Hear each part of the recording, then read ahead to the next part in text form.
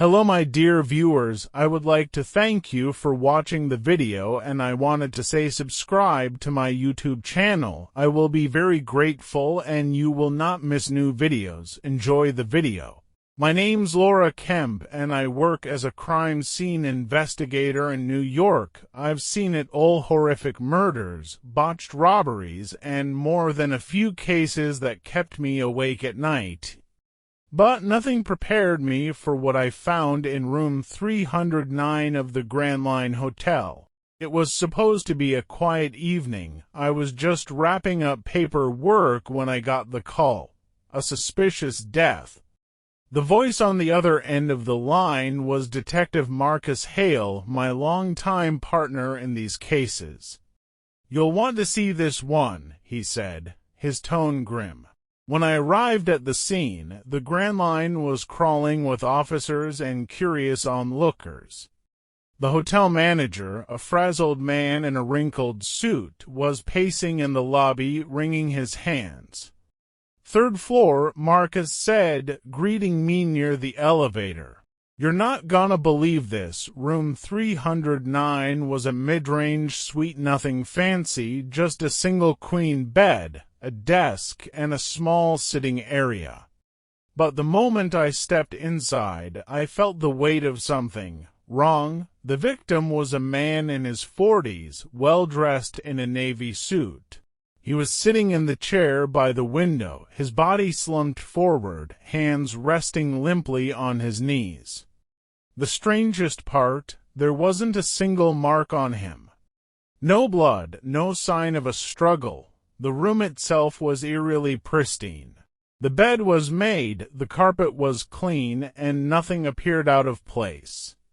Except for one thing, the door. It had been locked from the inside. Not just the regular lock, both the deadbolt and the chain were engaged. It took hotel staff nearly 20 minutes to break in, and when they did, they found the victim exactly as I was seeing him now, lifeless with no clear cause of death. I crouched next to the body, careful not to touch anything. "What do we know about him?" I asked Marcus. "Name's Richard Mayfield," he said, flipping through his notepad.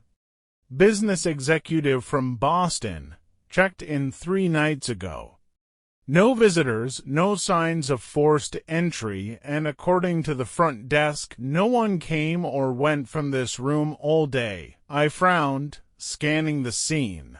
"Windows locked from the inside," Marcus said. "And we're 3 floors up.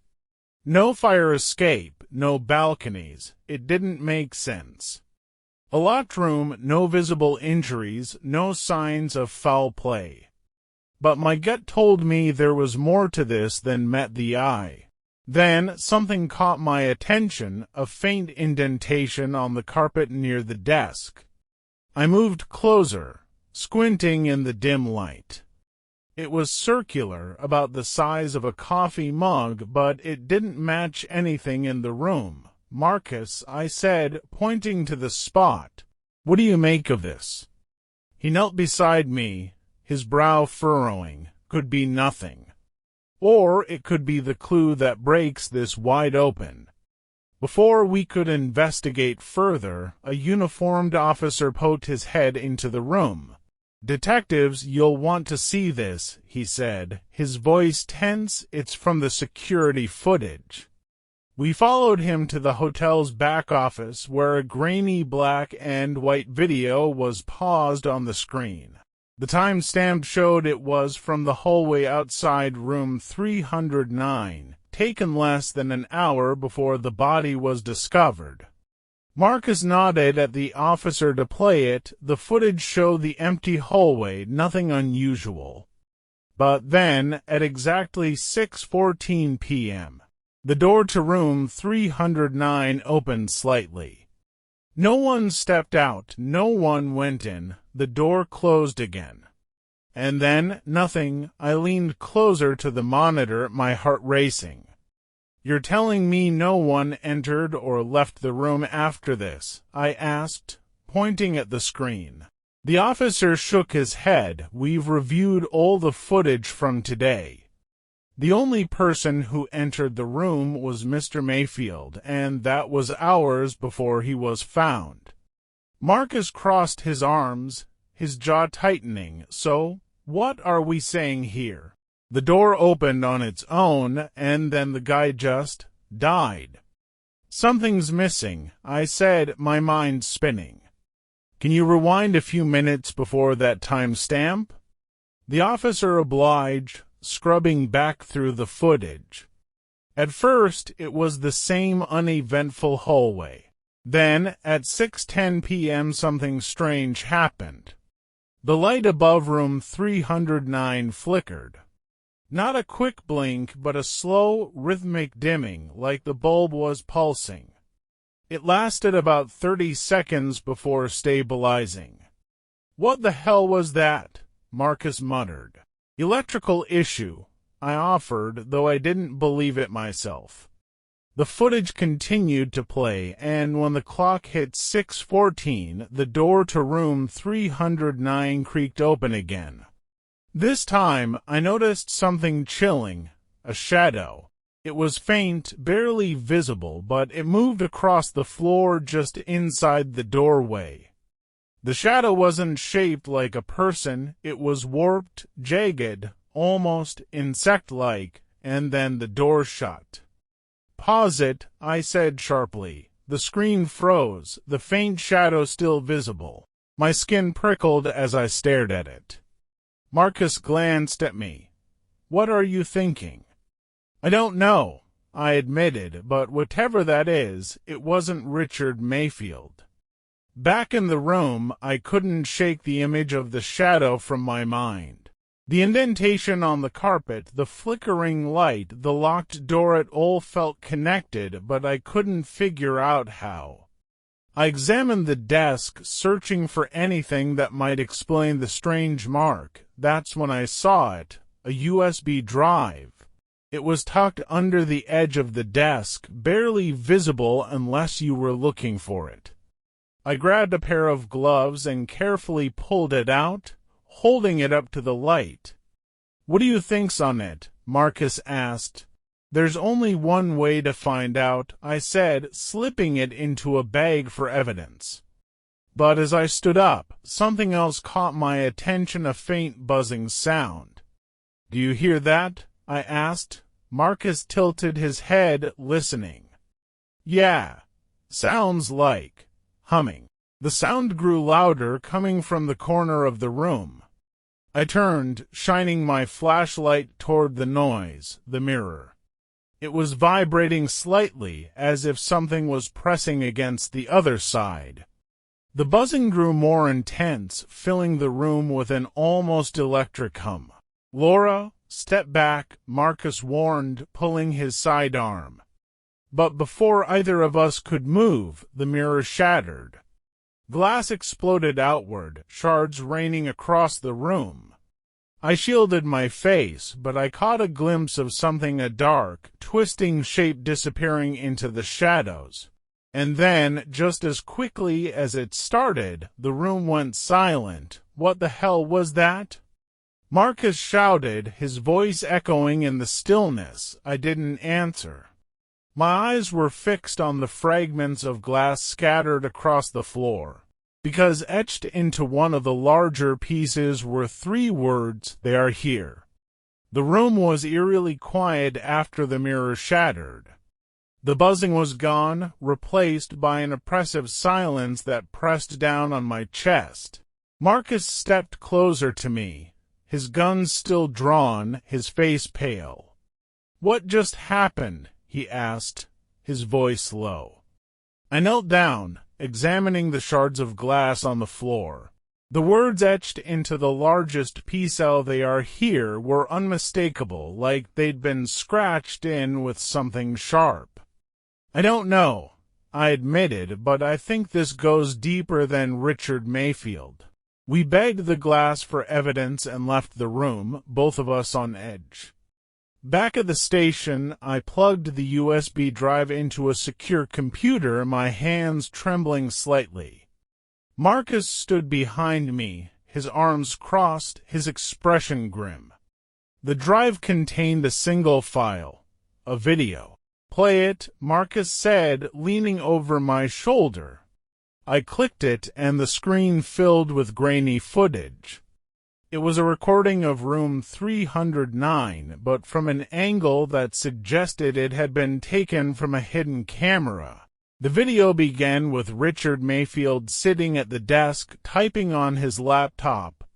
He looked normal, calm, focused, but as the minutes passed, his demeanor changed. He glanced over his shoulder, his movements sharp and paranoid. Then he got up and walked to the door, peering through the peephole before locking the deadbolt and the chain. When he returned to the desk, the light above him began to flicker. "Here we go," Marcus muttered. Mayfield froze, staring up at the light. Then he turned toward the mirror. At first, he just stared at it, his expression blank. But then his face twisted in terror. On the screen, Mayfield stumbled back, clutching his chest as he collapsed into the chair by the window. The light above him flickered one last time and then went out completely. "The video ended, that's it?" Marcus asked, his frustration evident. What the hell was he looking at? I rewound the footage, pausing on the moment Mayfield stared at the mirror. Squinting, I noticed something I hadn't before, a faint distortion in the glass. It wasn't a reflection, it was something inside the mirror. I enhanced the frame, and the shape became clearer, a dark, jagged silhouette, its eyes faintly glowing. It was watching him, I whispered. Marcus shook his head, disbelief etched across his face. "That doesn't make sense. This isn't some horror movie. Laura, what are we dealing with here?" "I don't know," I said, my voice barely above a whisper. Before we could analyze further, Marcus's phone buzzed. He answered, his face tightening as he listened. When he hung up, he turned to me, his expression grim. "There's been another death. Same MO, locked room, no visible injuries." "Where?" He hesitated. "Room 309. Same hotel. We arrived back at the Grand Line Hotel to find chaos. Officers were everywhere, and the manager looked like he was on the verge of a breakdown." "2 deaths in the same room," he muttered, pacing back and forth. "We're going to lose all our guests." "Not your biggest problem right now," Marcus said, brushing past him. Inside room 309, the scene was disturbingly similar. The new victim, a woman in her 30s, was slumped in the same chair by the window, her face frozen in fear. I scanned the room, my nerves on edge. The mirror had been replaced, but something about it felt wrong. Marcus leaned in close. "You feel that? The air's heavier," I said. "Like we're being watched." Then I noticed it, the faint buzzing sound, barely audible, coming from the mirror. "Marcus," I said, stepping closer, "something's happening." Before he could respond, the buzzing grew louder. The mirror began to vibrate, and I saw it, the dark shape moving inside the glass, its jagged edges shifting and twisting. And then, in a voice that wasn't quite human, it spoke, "Leave." The lights flickered violently, and a shadow erupted from the mirror, filling the room with darkness. I felt a cold, suffocating force wrap around me, and for a moment I thought it was the end. But then Marcus grabbed my arm and yanked me out of the room. We stumbled into the hallway, gasping for air as the door to room 309 slammed shut behind us. "Laura," he said, his voice shaking. "We're not coming back here." I nodded, my heart still racing. As we walked away, I couldn't help but glance back at the door, and there it was, a faint shadow in the peephole, watching us leave. Thank you for watching this video to the end. Please subscribe to my YouTube channel. This will help me work better and faster for you. I would be grateful, so watch my other videos.